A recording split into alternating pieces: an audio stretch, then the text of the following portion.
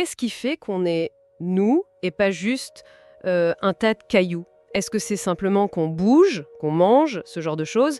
Ou alors est-ce que ça va chercher plus loin dans notre façon même de capter le monde et d'y répondre? C'est une question fondamentale, effectivement. Ça touche à l'essence même de ce qu'est être vivant. La dernière fois, justement, on avait abordé cette phrase clé « Je suis ici maintenant » et comment elle pouvait être vue comme le fondement de l'origination dépendante dans le bouddhisme, cette idée que tout est lié, tout change tout le temps. Tout à fait, une interconnexion dynamique et constante. Eh bien, aujourd'hui, on va s'attaquer au premier mot de cette phrase, le jeu. Qui est ce jeu, celui qui fait l'expérience du maintenant et de l'ici? Et ce jeu qui, d'après le vénérable Gunmeng Geojin, dans son livre « Je suis ici maintenant », utiliserait la religion un peu comme une carte pour trouver le bonheur. Exactement. Donc notre mission aujourd'hui, c'est d'explorer ça, en se basant sur le chapitre 4 de son livre, comment ce jeu, cet être vivant, interagit avec son environnement, en suivant vraiment l'enseignement assez unique du vénérable sur ce point. C'est ça, on va plonger dans sa vision spécifique de ce jeu. Et voilà, si cette exploration en profondeur vous apporte quelque chose, si ça vous éclaire, n'hésitez pas à mettre un petit pouce bleu, à partager, et puis à vous abonner pour ne pas rater la suite de notre analyse. Oui, ça nous aide beaucoup. Bon, alors, pourquoi se focaliser autant sur ce jeu? Le vénérable insiste là-dessus. C'est le sujet de l'expérience. C'est lui qui ressent l'ici et maintenant, et c'est lui qui tient cette fameuse carte. Pour comprendre le voyage, il faut bien comprendre le voyageur, non? C'est exactement ça. On ne peut pas parler de la carte ou du territoire sans savoir qui regarde la carte. Et ce jeu alors, qu'est-ce que c'est fondamentalement? Le vénérable commence de manière très directe. Il dit « c'est d'abord un être vivant, un être sensible comme on traduit souvent ». Un être sensible. Vivant. Oui, la base de la base, une entité qui perçoit, qui ressent, qui est capable d'expérience. C'est ça qui le distingue du non-vivant. D'accord, un être vivant. Spontanément, on pense métabolisme, croissance, reproduction, évolution, tout ça? Bien sûr, ce sont les caractéristiques biologiques qu'on apprend à l'école. Mais le vénérable, lui, il met le doigt sur quelque chose de plus expérientiel, de plus évident comme signe de vie pour nous. C'est la réponse aux stimuli externes. La réponse aux stimuli. Oui, il donne cet exemple très parlant de la tortue. Imaginez une tortue qui a peur. Elle rentre tout dans sa carapace, elle ne bouge plus du tout, ne réagit plus à rien. Même si biologiquement elle est toujours vivante, son cœur bat, elle respire peut-être très lentement, eh bien, de l'extérieur, elle ne semble plus vivante. Elle ressemble à une pierre. Ah oui, je vois. C'est la réaction ou l'absence de réaction qui nous frappe. Exactement. C'est la manifestation la plus flagrante de la vie pour un observateur. Donc, être vivant, c'est fondamentalement avoir cette capacité de réagir à ce qui vient de l'extérieur. Et ce qui vient de l'extérieur, c'est l'environnement. Donc, être vivant, c'est réagir à son environnement. Précisément. Et c'est là que ça devient crucial pour comprendre nos vies. Parce que face à un même stimulus qui vient du même environnement, par exemple, quelqu'un nous dit quelque chose de désagréable. Les réactions possibles sont innombrables. Une personne va peut-être s'énerver tout de suite, répondre sur le même ton. Une autre va rester calme, essayer de comprendre pourquoi l'autre dit ça. Une troisième va ignorer. Oui, chacun sa réaction. Et ce qui est fondamental, c'est que cette réaction différente, elle ne fait pas que colorer l'instant présent.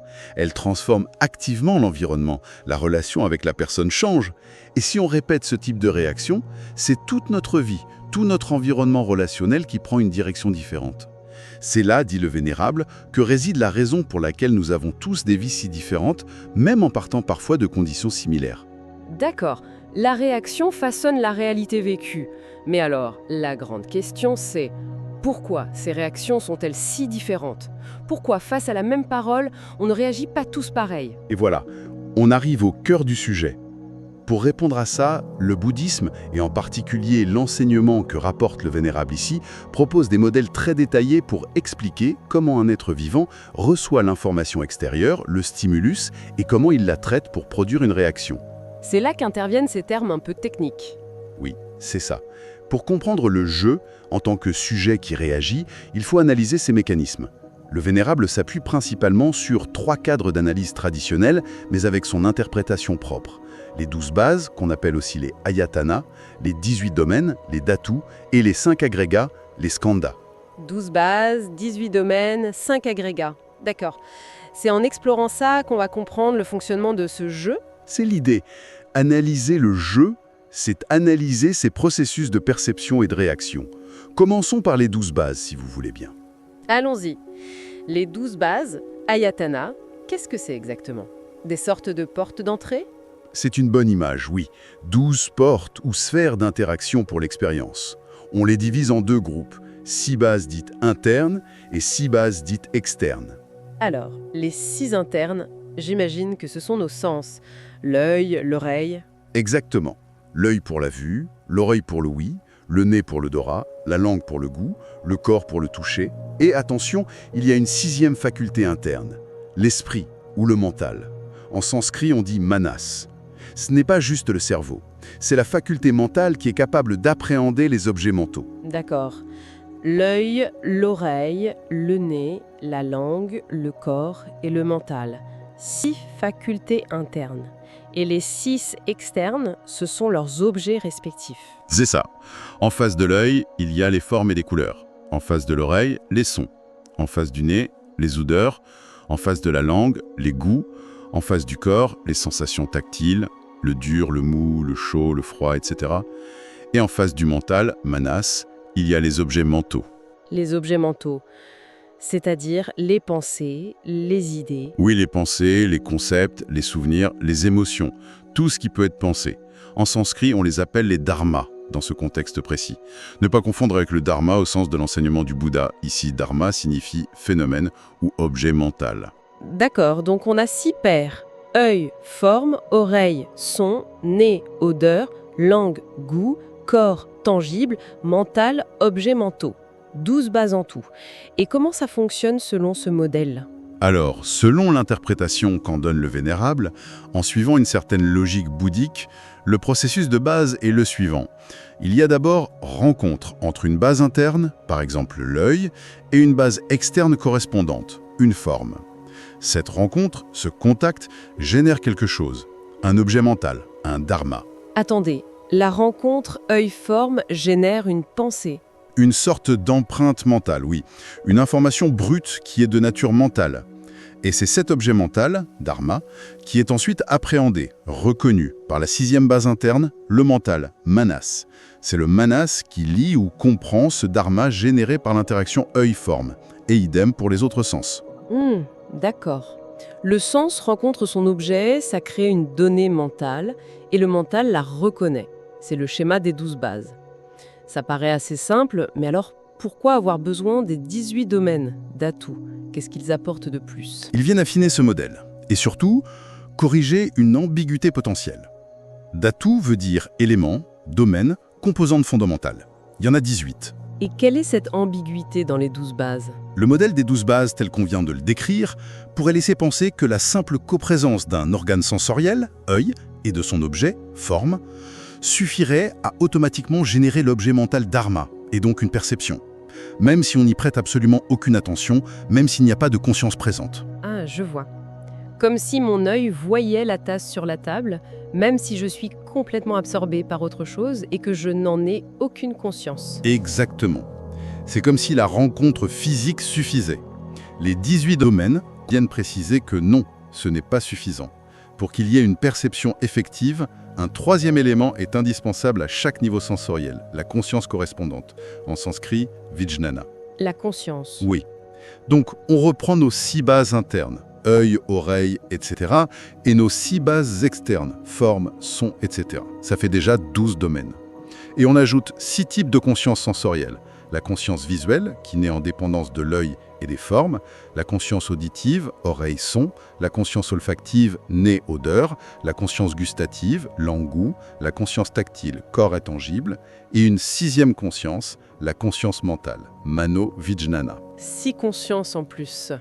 6 plus 6 plus 6 égale 18. D'où les 18 domaines. Et le mental, manas, des 12 bases, il devient quoi ici? Il est en quelque sorte divisé ou précisé. On distingue la faculté mentale, manas, qui est le 6e organe interne, le domaine du mental, de la conscience mentale, manovijnana, qui est la 6e conscience, le domaine de la conscience mentale. Alors le processus, selon les 18 domaines, devient plus complet.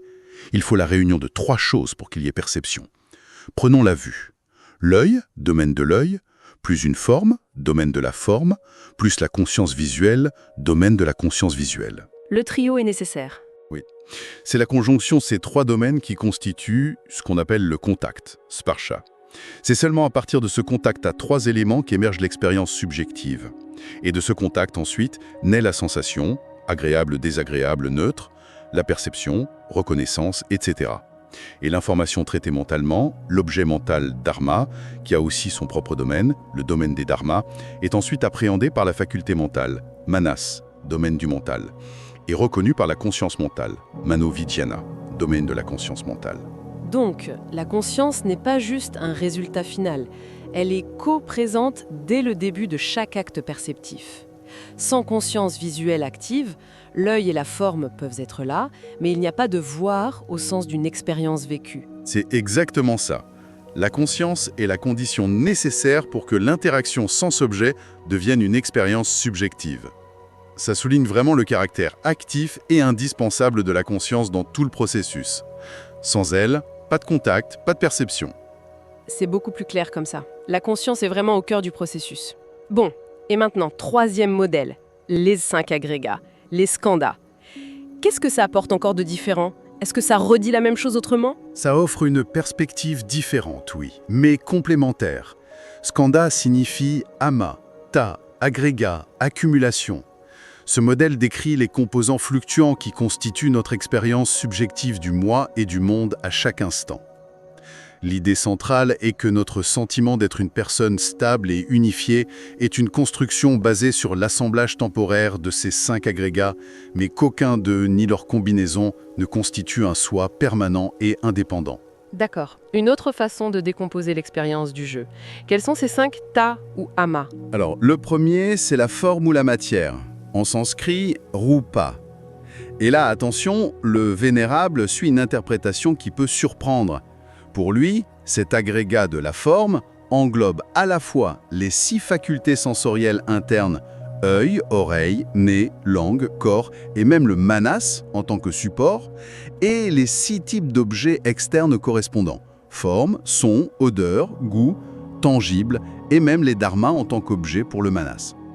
Attendez une minute.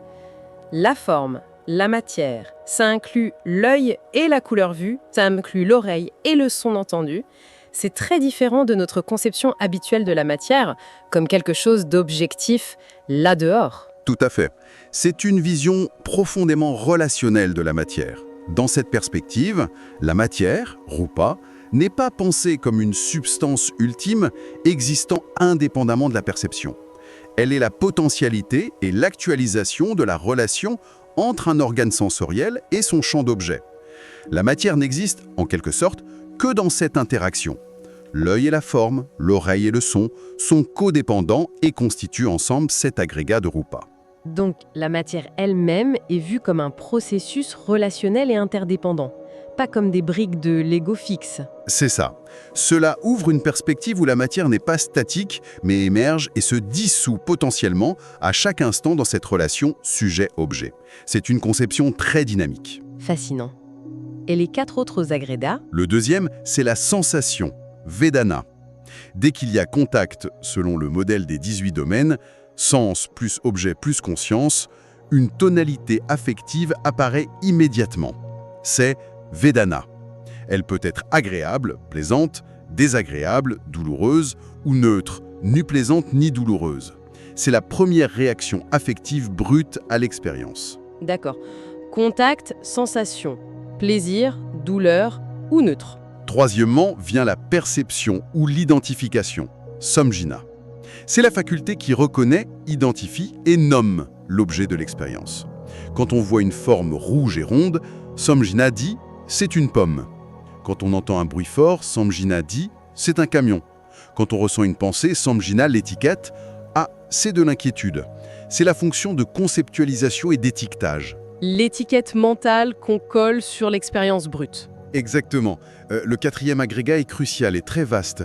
Ce sont les formations mentales ou formations volitionnelles, samskara, C'est un terme qui recouvre beaucoup de choses. Les intentions, les impulsions, l'évolution, les habitudes mentales, les tendances caractérielles, les conditionnements passés, les biais cognitifs, les émotions complexes. En gros, tout ce qui façonne notre réponse à l'expérience, tout ce qui nous pousse à agir ou à réagir d'une certaine manière. C'est le moteur de l'action et le lieu où s'inscrit le karma. Nos programmes internes, en quelque sorte. Tout ce qui conditionne nos réactions. C'est une bonne image, oui. Nos schémas mentaux, nos réflexes émotionnels, nos projets, nos désirs construits, tout ça relève des samskaras. Ils correspondent en grande partie aux objets mentaux dharma dont on parlait avant, mais vus sous l'angle de leur force dynamique et conditionnante. C'est un agrégat très important pour comprendre pourquoi on réagit comme on réagit. D'accord. Forme relationnelle, sensation brute, perception étiquette, formation programme. Et le cinquième? Le cinquième, c'est la conscience, vijnana. Ici, ça renvoie aux 6 types de conscience, visuelle, auditive, olfactive, gustative, tactile et mentale, qu'on a déjà vu avec les 18 domaines. C'est la faculté fondamentale d'être conscient de quelque chose. La conscience visuelle est consciente des formes, la conscience auditive est consciente des sons, la conscience mentale est consciente des pensées et des objets mentaux. C'est la simple présence attentive qui permet à l'expérience d'être. Expérimenter.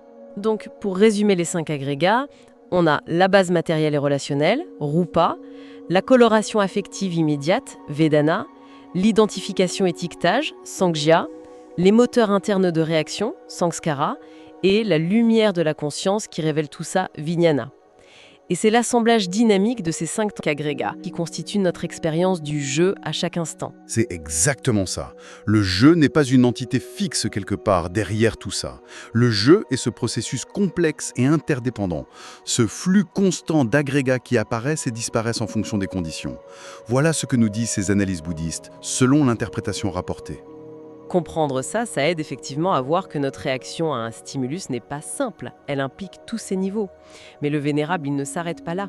Il introduit une distinction qui semble vraiment capitale dans son enseignement, la différence entre la situation réelle et la situation de jugement. Qu'est-ce que ça signifie ? Ah oui, c'est un point absolument central, peut-être même le cœur de son approche pratique. La situation réelle, c'est le monde tel qu'il fonctionne selon les principes bouddhistes fondamentaux, notamment l'origination dépendante, pratiti samutpada. C'est-à-dire un monde caractérisé par le changement constant, anicca, et l'interdépendance universelle, où rien n'existe par soi-même, anatta. C'est la réalité nue, brute, telle qu'elle se déploie ici et maintenant, dans sa fluidité et sa complexité relationnelle. La réalité telle qu'elle est avant notre interprétation. Voilà.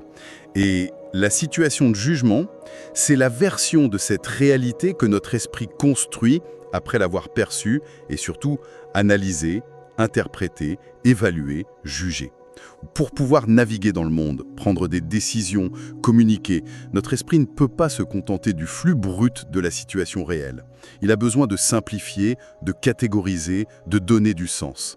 Il doit juger la situation. Il doit faire un montage de la réalité pour la rendre utilisable. C'est une excellente image.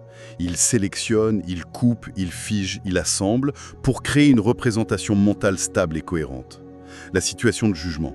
Le problème, c'est que ce processus de jugement, bien que nécessaire pour fonctionner, introduit inévitablement une distorsion par rapport à la situation réelle. Et c'est cette distorsion qui est source de problèmes. Comment est-ce que ça affecte concrètement notre perception du maintenant et de l'ici ? Prenons le maintenant. Dans la situation réelle, le temps est un flux continu, insaisissable. Tout change à chaque micro-instant. C'est l'impermanence radicale.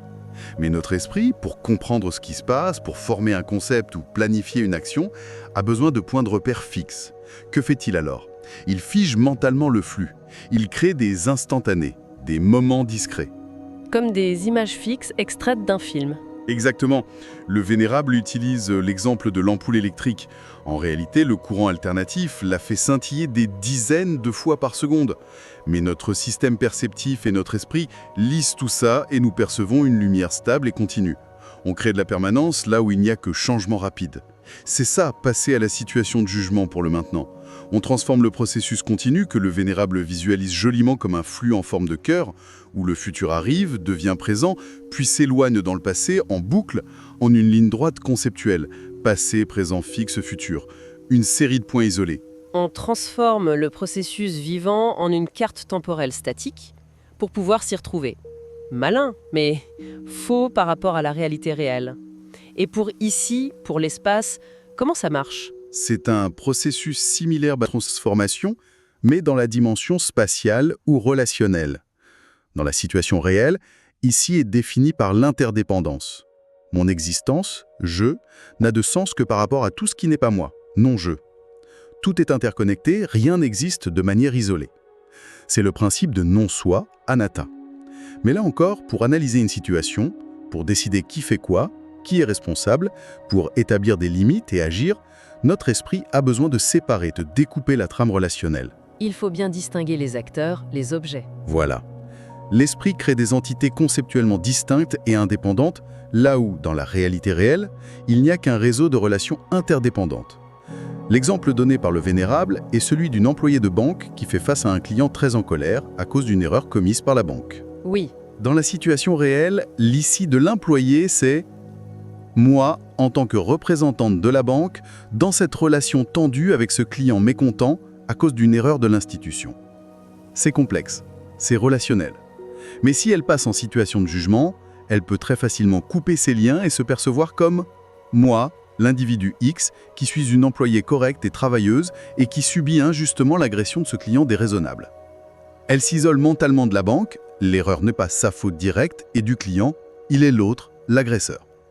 Elle crée un moi séparé, une victime individuelle, là où la réalité est une situation relationnelle impliquant plusieurs parties. C'est tout à fait ça. Le jugement sépare et isole « je » de « non-je », niant la nature fondamentalement relationnelle de « ici » dans la situation réelle.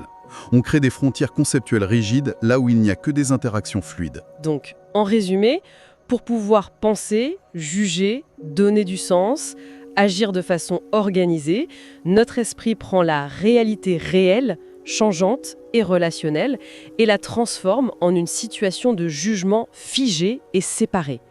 Il crée une carte mentale simplifiée et stable. Mais cette carte, aussi utile soit-elle, n'est pas le territoire réel. C'est la clé.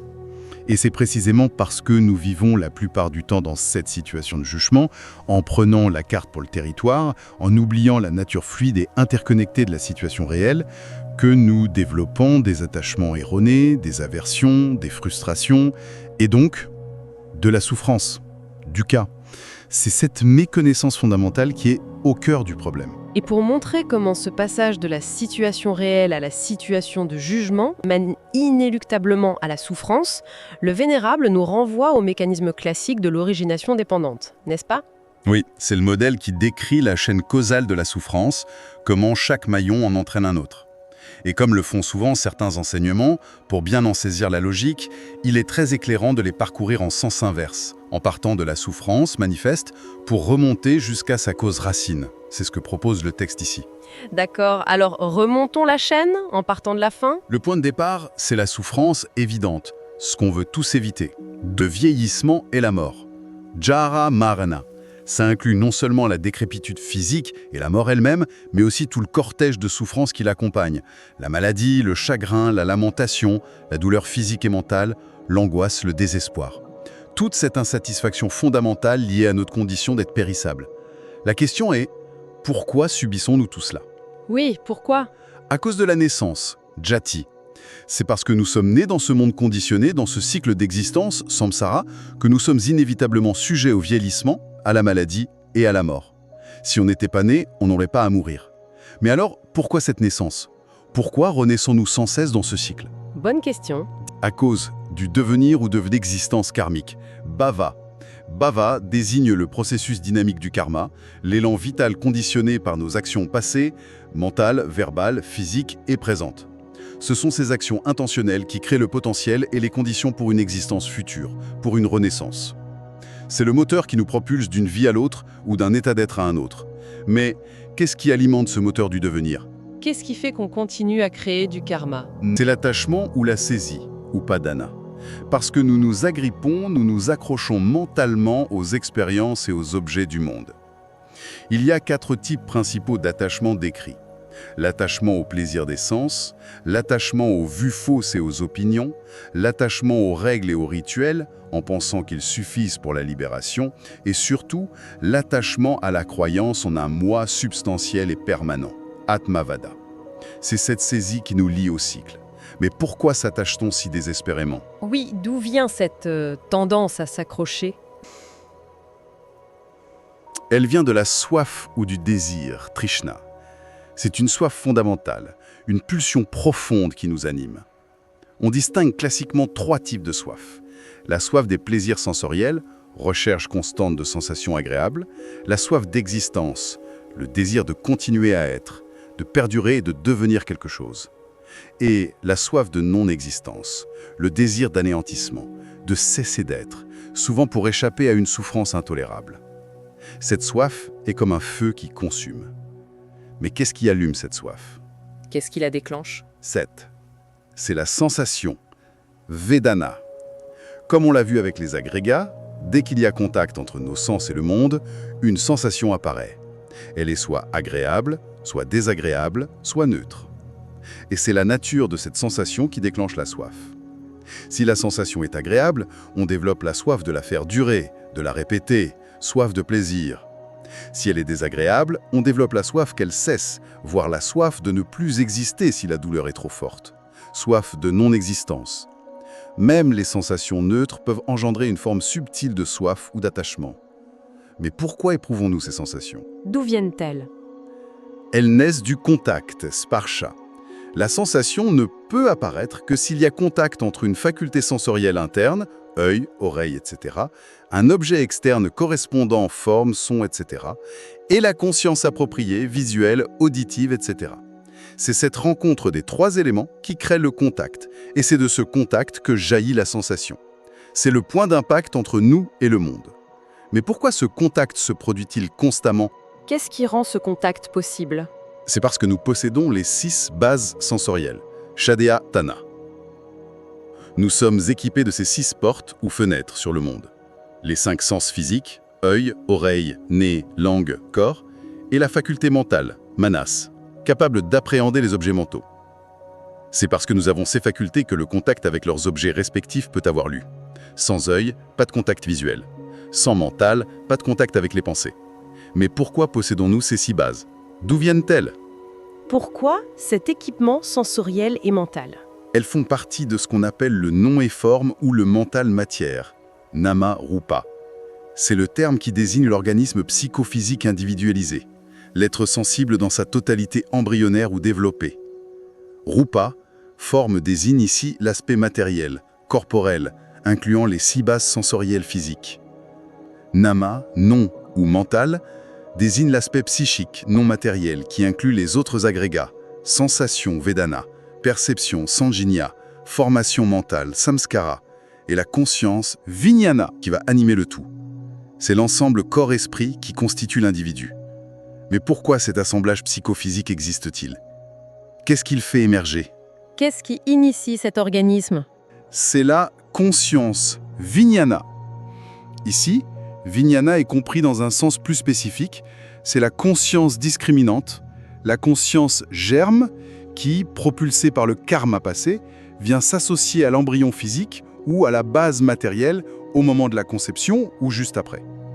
C'est cette conscience qui relie l'existence passée à la nouvelle et qui initie le développement d'une non-et-forme. Elle est comme la graine qui contient le potentiel de la future plante. Mais d'où vient cette conscience germe? Quelle est sa propre cause? Qu'est-ce qui la propulse? Ce sont les formations karmiques ou formations mentales, samskara. On retrouve ici le 4e agrégat, mais vu comme la force motrice issue des vies antérieures ou des moments antérieurs de cette vie. Ce sont nos volitions passées, nos actions intentionnelles bonnes ou mauvaises, nos habitudes mentales profondes, nos conditionnements accumulés. Ce sont ces samskaras qui imprègnent la conscience et la lancent vers une nouvelle manifestation, vers un nouveau non-et-forme, en fonction de leur nature. C'est l'énergie karmique résiduelle. Mais qu'est-ce qui est à l'origine de ces formations karmiques elles-mêmes? Pourquoi agissons-nous de manière à créer du karma et des conditionnements? Quelle est la cause première de tout ce cycle? On y arrive enfin? On y arrive. La cause racine, c'est l'ignorance, avidya. C'est parce que nous sommes fondamentalement ignorants de la vraie nature de la réalité, ignorants de l'impermanence, anicca, et surtout de l'absence de soi substantiel et indépendant, anatta. Ignorants de la situation réelle et de son fonctionnement par origination dépendante, que nous générons des intentions et des actions erronées, samskara. Ces formations conditionnent notre conscience, vidyana, qui mène à la formation d'un nouvel organisme psychophysique, namarupa, doté de sens, shadayatana, qui entre en contact sparsa avec le monde, produisant des sensations, vedana, qui alimentent la soif, trishna, qui se transforme en attachement, upadana, qui nourrit le processus de devenir, bhava, conduisant inéluctablement à la naissance, jati, et donc au vieillissement et à la mort, jaramarana, et à toute la souffrance qui en découle. L'ignorance, avidya, le point de départ de toute cette cascade infernale. C'est vertigineux. Mais alors, revenons à l'enseignement spécifique du vénérable Gunmayang Seojin. Qu'est-ce que c'est, très précisément, cette ignorance pour lui? On a compris que ce n'était pas juste un manque de savoir, une simple absence de lumière, c'est quelque chose d'actif, vous disiez. C'est bien plus que ça, oui. C'est vraiment un des points les plus originaux et puissants de son interprétation. Pour lui, l'ignorance, avidya, n'est pas une simple erreur ou une lacune à combler. Elle est la racine même de l'activité vitale elle-même. La racine de la vie? Mais comment? L'ignorance est censée être ce qui nous fait souffrir, ce dont on doit se libérer. Exactement, c'est là tout le paradoxe et toute la profondeur de sa vision. Qu'est-ce que l'activité vitale au fond? On l'a dit au début, c'est répondre aux stimuli externes. C'est interagir avec l'environnement, c'est percevoir et réagir. C'est la cognition, la pensée, l'action. Eh bien, pour le vénérable, l'ignorance n'est pas un obstacle à cette activité vitale, elle en est la condition de possibilité. C'est une fonction active et absolument fondamentale de notre esprit, sans laquelle la cognition et la réponse organisée au monde ne pourraient même pas avoir lieu. Une fonction nécessaire, j'ai du mal à saisir. Comment une chose qui cause la souffrance peut être en même temps nécessaire à la vie, à la pensée? Expliquez-nous ce mécanisme. Alors reprenons. La situation réelle, la réalité telle qu'elle est, c'est quoi? C'est de l'information. Mais une information qui se présente sous forme de relation infinie. Tout est lié à tout. Et de changement constant, tout est en flux. C'est ça l'origination dépendante. D'accord, relation et changement. Nos facultés sensorielles, les 6 bases, captent ce flux d'informations relationnelles et changeantes. C'est le stimulus brut. Maintenant, pour que notre esprit, le manas, la conscience mentale, puisse reconnaître ce flux, le comprendre, lui donner un sens, agir en conséquence, il doit le conceptualiser. Il doit former des idées, des concepts, des représentations mentales. Oui, c'est la base de la pensée. Et voilà le point absolument crucial selon le vénérable. Pour pouvoir former un concept stable et utilisable de quelque chose, l'esprit est obligé de faire 2 opérations fondamentales sur la réalité réelle. 1. Il doit couper les relations qui lient cette chose à tout le reste. Pour penser table, je dois isoler mentalement l'objet table de l'air ambiant, du sol sur lequel elle repose, de la personne qui l'a fabriquée, de l'arbre dont elle provient. Je dois tracer une frontière conceptuelle nette. 2. Il doit figer le changement qui caractérise cette chose. Pour penser table, je dois ignorer le fait qu'elle vieillit, que ses atomes vibrent, qu'elle se salit, qu'elle finira par se décomposer. Je dois la saisir dans un instantané mental stable. Il faut l'isoler dans l'espace relationnel et l'arrêter dans le temps mentalement pour pouvoir la saisir par un concept. C'est exactement ça. On ne peut pas former un concept clair et distinct de quelque chose qui est simultanément enchevêtré dans une infinité de relations et en perpétuelle transformation. L'esprit a besoin de chosifier, de réifier pour penser. Prenons l'exemple de la plante qu'il utilise. Devant une plante réelle, dans la situation réelle, elle est en relation constante avec le soleil, l'air, l'eau, le sol, les insectes, etc. Et elle est en processus constant de croissance, de photosynthèse, de respiration. Pour pouvoir la conceptualiser comme cette plante que fait notre esprit. Il la sépare. Il la sépare mentalement de tout ce qui n'est pas elle, l'environnement. Et il fige son processus vital pour en faire une image mentale stable, la plante. Il va même plus loin, dit le vénérable. Pour l'analyser en vue d'une action, par exemple la cultiver, il va découper son environnement en catégories séparées. Nutriments, ce qui est utile à la plante isolée, et non-nutriments, le reste. On renforce la séparation et la fixation. On découpe le réel en fonction de notre projet sur l'objet isolé. Voilà. Autre exemple. Le ciel. Pour pouvoir parler du ciel, former le concept ciel, on doit mentalement le séparer de ce qui n'est pas le ciel, la terre, nous, les objets. Et on doit ignorer son changement incessant de couleur, de lumière, de nuage, pour en faire une entité conceptuelle stable, le ciel.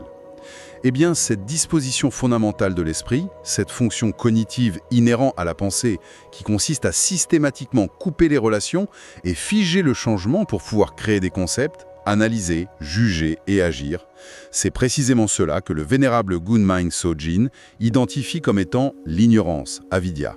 Attendez, c'est énorme comme idée.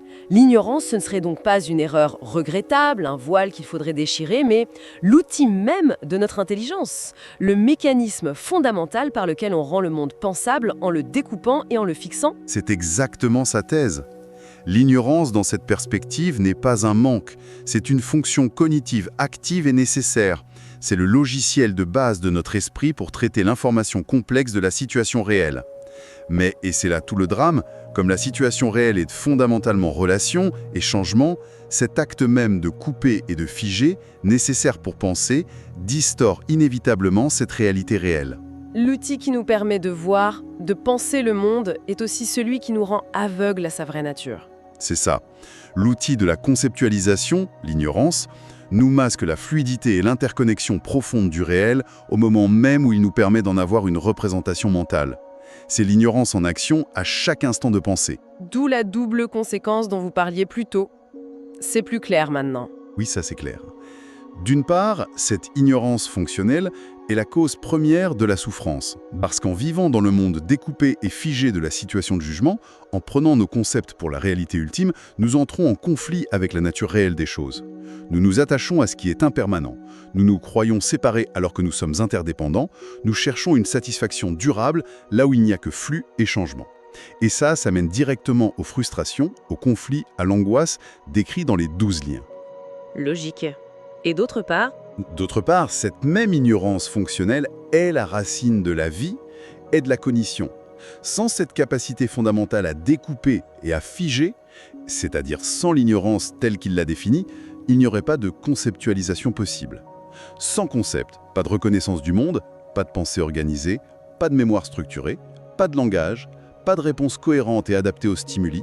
Ce serait juste un chaos sensoriel brut, informe, impensable.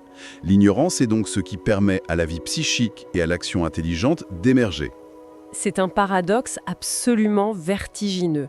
L'outil même qui nous permet d'être des êtres conscients et pensants est intrinsèquement lié à la racine de notre souffrance. On ne peut pas avoir l'un sans l'autre, en quelque sorte. C'est ce que semble indiquer cette analyse. Et ça a une implication pratique très importante pour la voie spirituelle selon le Vénérable. Si l'ignorance est cette fonction cognitive de base, alors le but ne peut pas être de l'éliminer complètement. Tenter d'éliminer l'ignorance, ce serait comme vouloir arrêter de penser, vouloir supprimer la condition même de notre fonctionnement mental et de notre vie en tant qu'être sensible. Ce serait une forme d'annihilation, pas de libération. Alors que faire? Si on ne peut pas l'éliminer, on est condamné à souffrir? Non.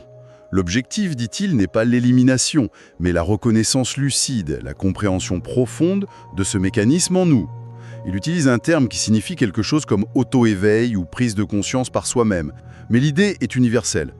Il s'agit de développer une clarté, une vigilance, qui nous permet de voir comment notre propre esprit fonctionne, comment il est constamment en train de couper, de figer, de créer la situation de jugement. Voir le processus à l'œuvre en temps réel? Oui, en devenant conscient de ce processus d'ignorance fonctionnelle, on n'est plus totalement dupe de ses créations. On peut continuer à utiliser les concepts, à penser, à juger. On ne peut pas faire autrement pour vivre dans le monde. Mais on le fait avec une certaine distance, avec la conscience que ce ne sont que des outils, des cartes, et non la réalité réelle.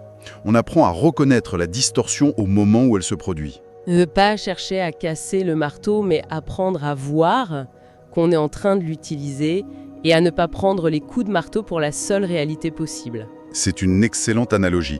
Il s'agit de cultiver une sagesse qui nous permet d'agir dans le monde, tout en étant davantage conscient de la situation réelle, sous-jacente, fluide, relationnelle, impermanente. C'est ça, la libération dans cette perspective. Non pas l'arrêt de la pensée, mais une pensée éclairée par la compréhension de son propre fonctionnement et de ses limites. C'est une approche, effectivement, assez différente de certaines interprétations qui visent l'extinction pure et simple de l'ignorance. C'est vraiment une perspective qui pousse à la réflexion. Merci infiniment d'être resté avec nous pour cette exploration très dense du chapitre 4 et cette vision si particulière de l'ignorance comme racine paradoxale de notre vie même. Oui, une immense gratitude au vénérable Gunmeng Seojin pour cet enseignement qui bouscule et éclaire, tiré de son ouvrage « Je suis ici maintenant ». Ça nous invite vraiment à interroger les fondements mêmes de notre manière de percevoir et de penser le monde. Et pour montrer votre propre appréciation de cet enseignement, de la clarté que le Vénérable apporte, on vous invite simplement à laisser un petit merci dans la section des commentaires. C'est une façon simple de reconnaître la valeur de ce partage de sagesse. Et peut-être pour repartir avec une question qui continue de mûrir, si l'ignorance est cet acte constant de notre esprit qui fige le temps et découpe l'espace pour pouvoir penser, comment peut-on observer ce processus en soi au moment même où il est en train d'opérer sur notre expérience vécue, sans aussitôt retomber dans le piège de le juger, lui, le processus, avec ce même outil de jugement? Comment observer l'ignorance sans ignorance? Voilà une question qui laisse songeur. La prochaine fois, nous continuerons notre parcours avec le chapitre 5 qui s'intitule « La souffrance à recevoir et la souffrance inutile ». Une distinction qui promet, elle aussi, d'être riche d'enseignements pratiques. Merci encore infiniment pour votre écoute attentive et votre présence. Oui, merci. Puissiez-vous trouver inspiration et clarté dans votre propre cheminement intérieur. À très bientôt pour poursuivre ensemble cette analyse approfondie.